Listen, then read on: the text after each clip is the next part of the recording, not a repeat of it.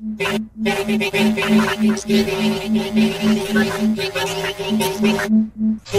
Lee, what's going on? Hey, how's it going? It's going good, man. Nice to have you back on the show. Thanks for having me. So how's things going, man? Your show's doing pretty awesome right now. It's probably my favorite show, as far as that kind of show. I'm happy that RT gave you the chance to do that. That's pretty awesome, and you're still running strong. Yeah, I mean, I think we make a great product. We work our asses off it. We're we're about 1/100th the size of the staff of the other shows. So, considering that, I think we're doing all right. That's awesome, man. That's awesome. Definitely a lot of hard work goes into it. People don't realize. Yeah, I know. People, I'm not even sure I realize how. I'm spending hours every day, deciding on minuscule little details, parts of each graphic, each person's head, how it should look. Oh, wow. When it's midnight and you're like, wow, I just spent 6 hours on this paragraph. You start to get the idea. Yeah. Yeah, that's every time. Enjoy life. Yeah, that's a good question. What's up? Do you still get to at least enjoy life? Yeah, I mean, this is kind of my dream job. If we can just keep building it up and oh, nice, and get more people to watch and all that kind of stuff. So, in a lot of ways, I'm loving it. I mean, I'd kind of given up on ever working on a TV show because my stuff is too outside the box for the mainstream shows. So. Oh yeah, and that's a good thing about that's a good thing. Yeah, and I like how RT gives those opportunities. I mean, of course, like Abby was on there for a while, and it's good to have like you and Abby, people like that, and even like Adam Kokesh was on there for a while, and they get those opportunities.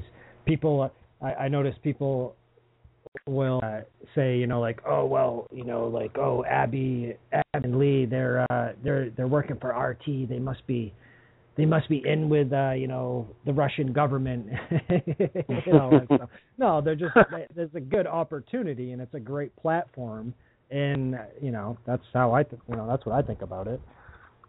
Well, right, and I write every word I say, and I've never been told to say anything on behalf of anyone else. And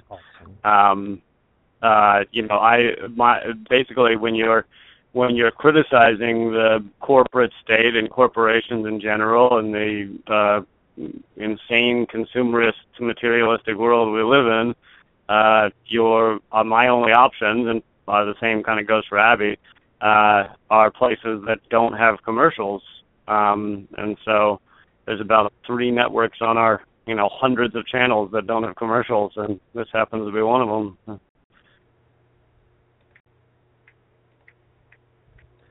Yeah, sure. And, sorry, I was just checking my messages here, seeing if someone had questions. I asked if anybody had any questions for Lee Camp tonight, so I thought I would check to give someone a chance to ask a question. Andrew, did anyone get back to you on that post? Oh, I haven't even checked yet. Yeah, I just opened up Facebook. I figured I'd get on there. Anyway, so there's I'm kind of curious. There's the hot topic right now is this whole Jade Helm 15 going on. I'm kind of curious what you think about it, Lee. What's that? The military thing in Texas?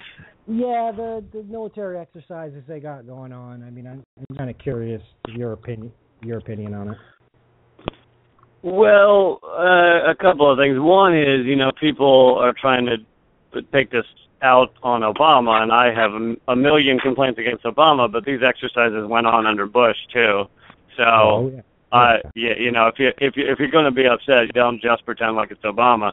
But the other thing is, I don't love it. I don't love any military exercises, and I think that the military-industrial complex and the amount of money we pour into it means that we are always going to have war, because you don't spend $1 trillion a year on something and not use it. So by simply the massive construct of our military, we're going to do these exercises we don't need. We're going to drop bombs we don't need to drop. We're going to attack people we don't need to attack. And so I have a lot of issues with it on that level. In terms of, is it the military getting ready to take over the American people or something, I've got bad news that if the military ever wanted to wipe out average citizens, they could do it. They could do it far too easily. They have weaponry that we can't combat. Yeah. So I think that the idea of we're going to fight the military or something is laughable. It's asinine, yeah. And you made a good point. Is they have this massive construct, and what you think they're just ordering all these bullets and all this new equipment and upgrading everything, and then handing it down to police departments. Oh, they're just doing that for fun. No, they're going to use it.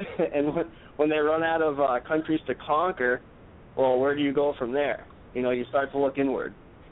And I think and you brought up a good point about the police departments. There's a study showing, and I can't remember the percentages, but the percentage of SWAT use, meaning events that require SWAT teams, has shot up across the country, because all of a sudden every local police department has a SWAT team and has SWAT weaponry, and they want to use it. So well, that's exactly right. You know what it is too. Yep. Town A that neighbors town B looks over and says, "Look at that! They got those new Bearcats. Hey, we want some of those.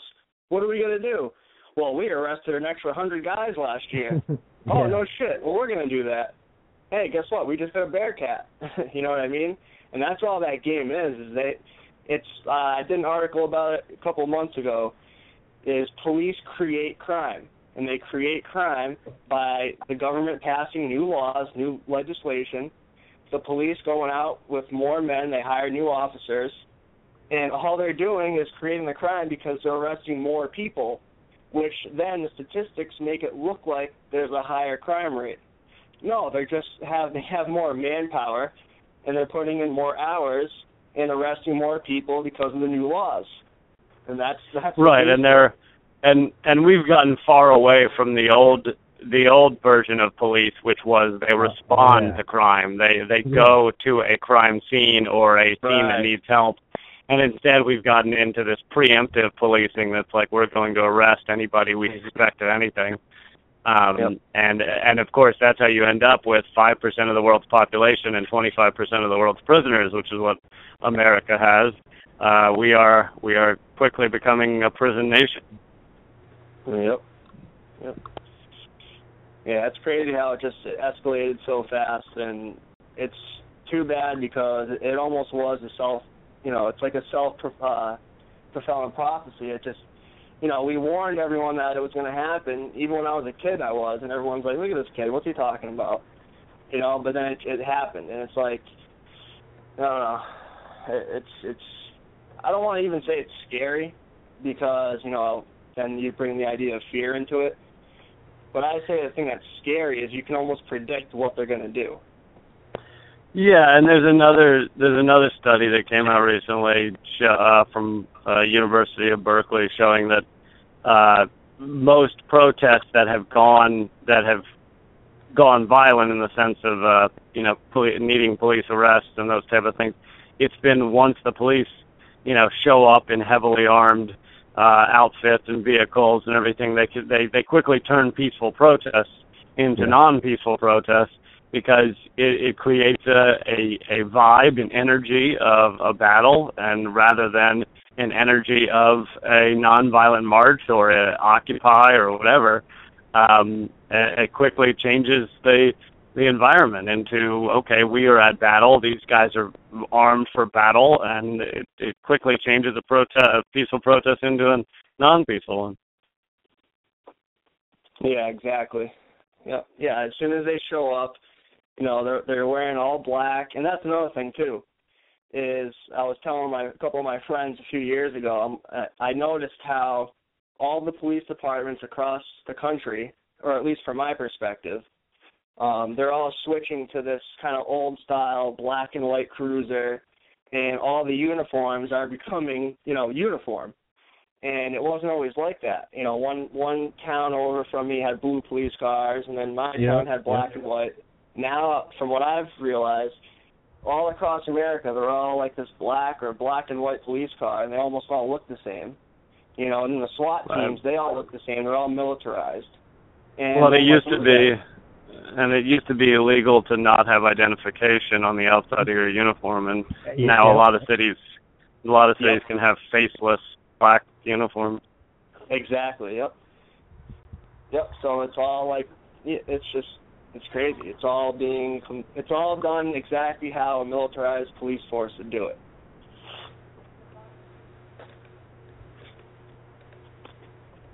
I just got a question here, and this is on my Twitter. I didn't post the show link, so it's kind of pointless to ask if the guy can't give the answer. But some guy said at Lee Camp, why does Russia deny military involvement in Ukraine?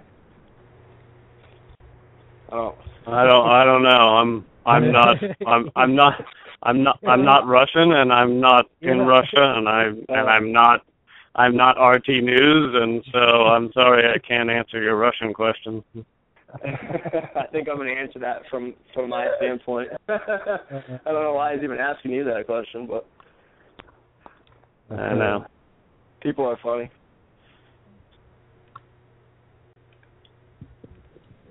So people love to act like everything is one faceless entity. It's the same thing people do when they wanted to gear up for war with Iraq, and they were like, okay, that make every Iraqi is bad. You think every Iraqi civilian with their father with their kids and their mothers are all awful people? No. And so people want to just think, oh, that's what group you're with.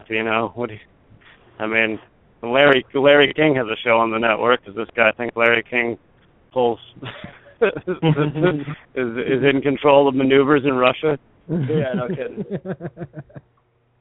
Well, yeah, and that's why I brought that up earlier with the whole RT and you guys being on RT now. Even Larry King is on RT now, and it doesn't have a lot to do with Russia. But anyway. There was John Oliver's on HBO, so I think we should ask him. We should ask him why on Real Sex those things go on. Why, John? Why are you supporting the STD transfer that goes on Real Sex? Mhm. Hey, I sent RT my resume like a year ago, so I don't really care. People like you said. People just have these ideas in their head, and it's always the same people. It's always the closed-minded people that they're in this attitude where I'm right, and they don't accept any new reality that challenges how they feel or how they think at that time. And you can't grow as a human being if you're like that. You have to be open-minded. Yeah. And it's always the same people. So, Lee, with everything that's going on with Jade Helm, this whole deal in Dallas, I heard they shot that suspect, by the way, and you got all these trade agreements like the TPA, which was passed, and the PAA and TPP are going to be decided later next week. But what should we be focusing on? They say, when the magician holds up this hand, he's going to do something with his other. But when I'm seeing all these hands, it's like, is this an illusion? Where do we go from here? Well, I've talked a lot about TPP and fast track, as it's called, and because you're absolutely right that like a magician, they've tried to cover it up. I mean, I've been talking about it for 3 years, and the mainstream media, it sounds like CNN found out about it last week. They've been trying to cover up what this trade deal is and what's going on with it for years now. Everything we know about it comes through WikiLeaks, and they've only been able to leak a few chapters. But those chapters pretty much show that this is a corporate takeover, and we are giving away our nation's sovereignty to multinational corporations if this thing passes. So what happened this past week was a huge win for people who have fought to make sure, groundswell activism to try and stop this thing from going through. There will be another vote on either Monday or Tuesday to try and force it through.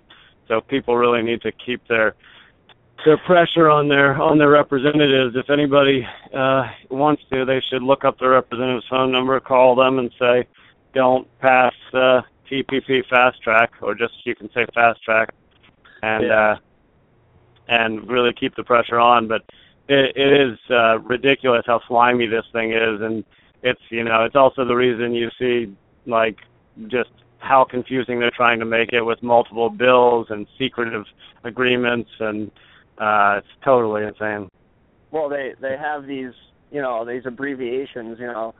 That's the main thing. I've been helping out with the activism involved, trying to block it, and I've worked with a lot of great people that are trying to stop it. And I mean, there's so many resources out there. Activistpost.com's posted a lot of it.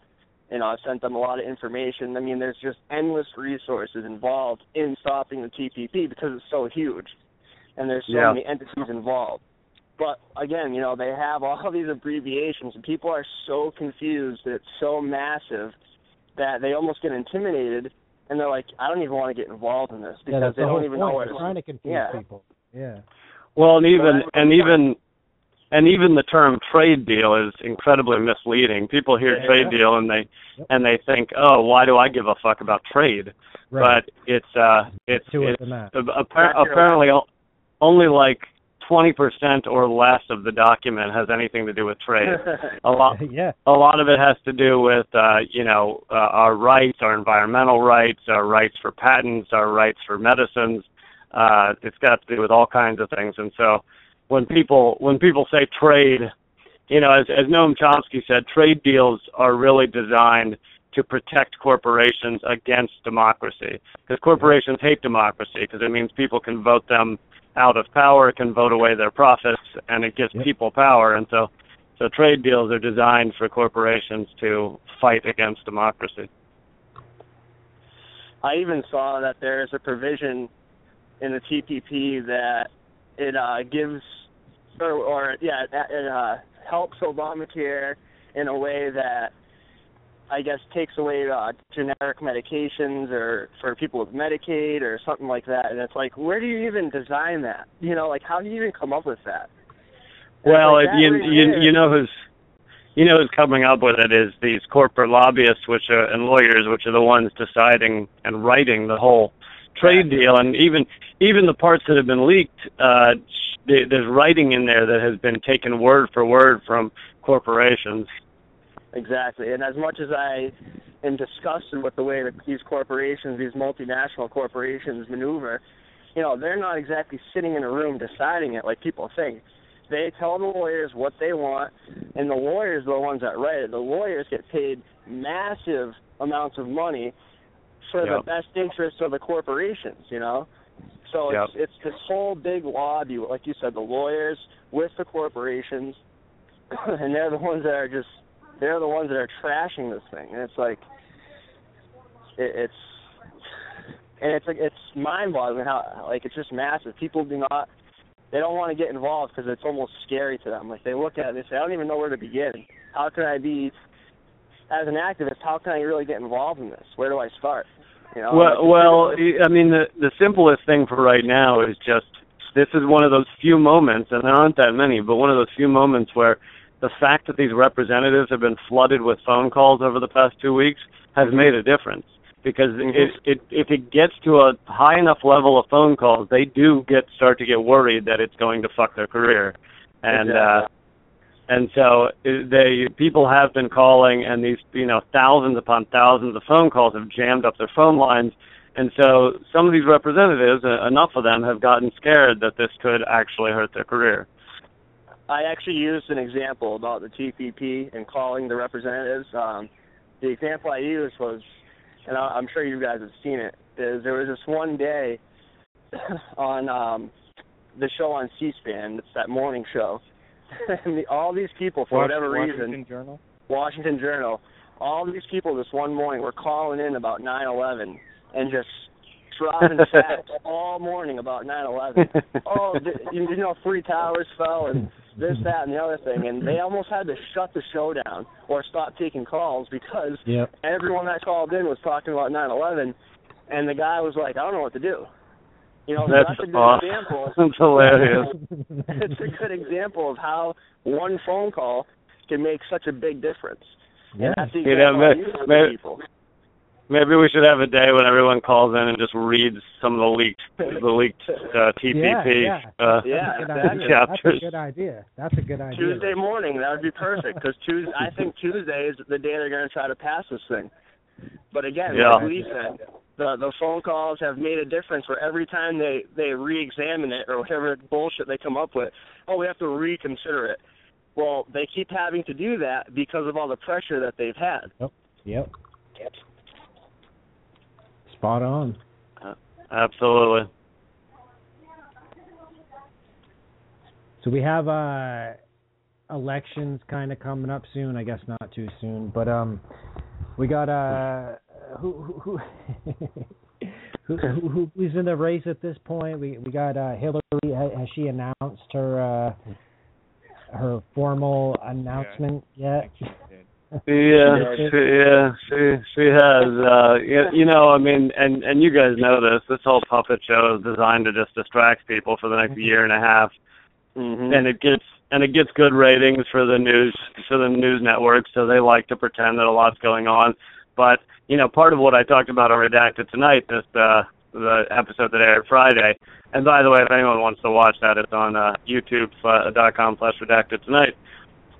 But what I made fun of was just, you know, this segment on MSNBC, but it's really any of the networks, talking about Jeb Bush said this, and Rick Santorum said that, and Marco Rubio. And the truth is, it couldn't matter less. It doesn't matter on so many levels. I mean, it doesn't matter on the level that it's a year and a half away. It doesn't matter on the level that these are corporations deciding what these people do ultimately. It doesn't matter on the level that these people are just saying whatever they need to say to get to get elected. Although I wish they were to get arrested. I wish they get arrested, yeah. But it's so ridiculous how meaningless it is. So what about Bernie? What about Bernie Sanders and Rand Paul? What do you think about those two guys? Well, a few things. One is I definitely like Rand Paul on certain things such as NSA and military. I disagree with him very much on you know, freeing up corporations to basically go even crazier, as if that's possible. But Bernie Sanders I agree with on a lot of things, although I think he's probably bad on a lot of foreign policy things. But he's very good on Wall Street and the banking and those type of things. But I think you'll see two things. One of them you saw with Ron Paul, is that if the guy gets to a certain level that he's actually competing for the nomination, then our media combined with the machine of the parties will shut them down. Yeah. They will make sure that these people don't get heard from. And then with the level of third parties such as Jill Stein and the Green Party, Jill Stein was literally arrested and chained to a chair during the debate. So that shows you the level they're willing to go to make sure these outside voices are not heard from. And Bernie Sanders luckily is getting a lot of attention right now, but I wouldn't be surprised if as the primaries start getting closer, the media finds more and more ways to shut him down. Right. And you think Rand Paul is just kind of playing the political game right now, just to kind of stay in it?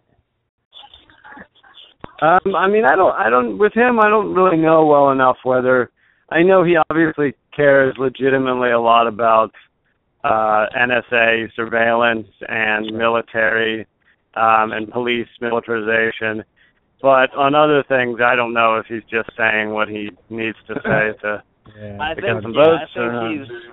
think he's kind of showed.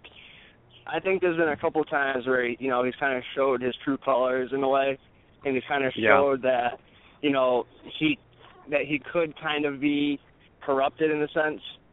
And I think the same is kind of true with Bernie Sanders. I mean, again, it's once you get to that upper echelon, you're only allowed to get there in a sense if you are already compromised. You know what I mean? Well, yeah, you're only allowed to get there if you're part of the system, and you can't. The reason, people said, what about Elizabeth Warren? And I said, these people don't really have a shot at winning in the party, in the Democratic Party, because they need the money. You have to have Wall Street behind you to get far enough, and Wall Street is not going to get behind Bernie Sanders. And they know that. And Wall Street, anonymously, there's a great Politico article. Wall Street knows that Hillary is lying about holding Wall Street accountable, which is what they want. They basically have said, we understand Hillary needs to lie to get elected, and we'll wait until she gets elected, and then she'll treat Wall Street just like her husband did. And that's the benefit. That's the benefit of being Hillary Clinton. She can go up there and lie about everything because the people giving her money knows she's playing that game. But like someone like Jill Stein, which she would never do anyway, but she can't go up there and pretend to say things, but then she's not going to really do it because she doesn't have those connections that Hillary has. So she can't even lie and pretend that she's going to actually, no, hey, Wall Street, I'm actually going to help you, and lie to them even, So that game can't be played with someone like Jill Stein or whatever. Right, and Jill Stein also takes no corporate dollars. Bernie Sanders is taking no super PAC money, but Jill Stein takes no corporate dollars, and that's of course unlike all the other two-party candidates. Yeah, I've met Jill, and she's just the sweetest lady, and I do have any politician that I've ever actually would have voted for, I probably actually would have voted for her.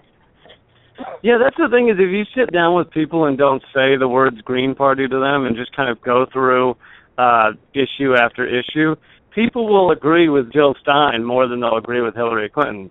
But our media doesn't want people to even know Jill Stein exists. Yep. Hey guys, I got to get going here in a minute, but it's been a pleasure. Absolutely, man. If you want to plug anything, go ahead right now. Get it all out. Thanks, man. Redacted Tonight is on every week. It comes out of Fridays at 8 p.m. on RT America, but it's all on YouTube. So anybody can go watch our past 53 episodes. We've been on for a year. And it's all up at youtube.com/Redacted Tonight. That's REDACTED Tonight. And all my other stuff's at leecamp.net. Excellent, man. Appreciate you coming on. Appreciate you taking the time. Thanks, guys. Keep talking about the important stuff. Absolutely, man. Sweet. Keep all going, right. man. Like to hear that. Talk to you soon. Later, brother.